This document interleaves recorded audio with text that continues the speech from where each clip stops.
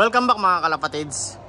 So for today's video ay sasabihin ko nga sa inyo ang dahilan kung bakit ako hindi nag-race ng young bird. Dahil magbabakasyon tayo sa Pilipinas mga kalapatids. So bukas nga yung flight namin, kaya naka-ready na yung automatic na tubigan natin tsaka yung automatic na feeder natin mga kalapatids. So old bird nga ako magre-race. Bali, ang balik ko dito ay first week ng May. So 6 na linggo ako magbabakasyon sa Pilipinas. So niready ko na nga yung painuman natin para sa kalapate tsaka dun sa automatic feeder natin. So merong kalapatids tayo, si Yosit, yung kumpare ko. Every week papasyal dito at sasalina ng patuka. So bali, yung kulungan nga natin ay inopen ko na lahat ng sliding door para lahat sila ay nakakagala. So yung viewingan nga natin dito. So yung viewingan nga natin dito mga kalapatids ay inopen ko lang. So kalahati lang yung binuksan ko. Tapos dito sa trapdoor, ayan, naka-open din yan para labas-pasok sila. Tapos eto, naka-open lang yan para yung ventilation ng hangin umiikot lang mga kalapatids. Tapos yung nasa baba, isasarado ko yan. Ayan, maluwag na yung loop natin para sa mga warriors natin habang nasa bakasyon tayo mga kalapatids.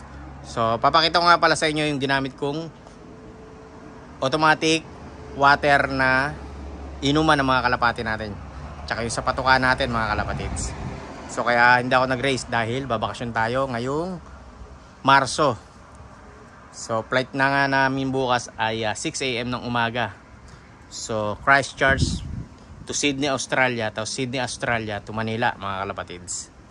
So magre-relax muna tayo, tapos i-condition natin yung mga breeder natin tsaka yung mga warriors pagdating natin mga kalapatids. So pagbalik ko nga dito mga kalapatids ay malapit na yung breeding season nun. So makukondisyon natin yung mga breeder natin tsaka yung mga warriors.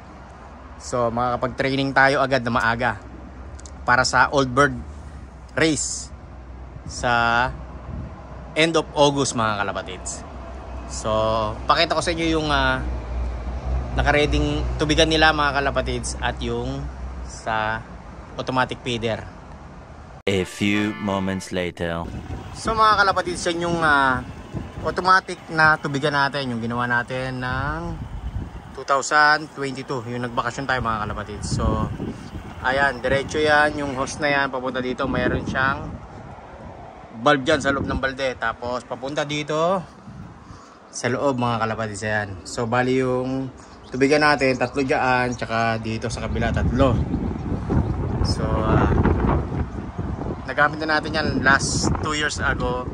So nagbakasyon nga ako dati noon ng 7 weeks. So ayan, ready na ulit natin.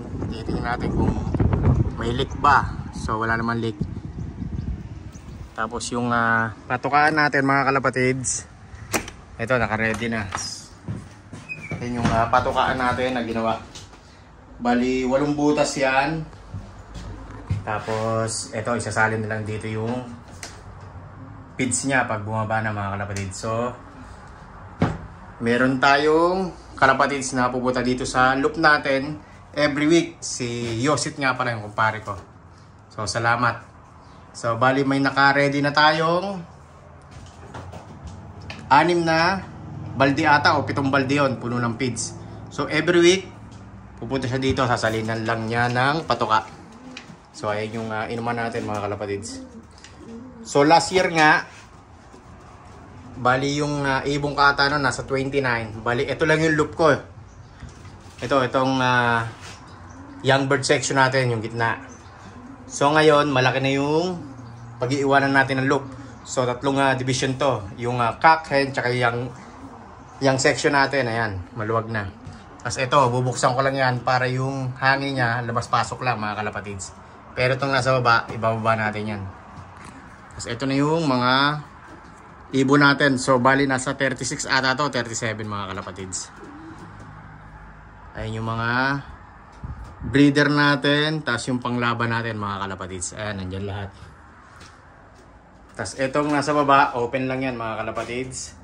Tsaka ito, yung nasa taas, yung trapdoor natin. So naka-open lang yan para nakaka-viewing sila, nakakapagpainit. Tsaka yun, open lang din yun. Pero kalahati lang na sliding door yung bubuksan ko. Tapos, eto, ayan, maluwag yung pagliliparan nila mga kalapatids.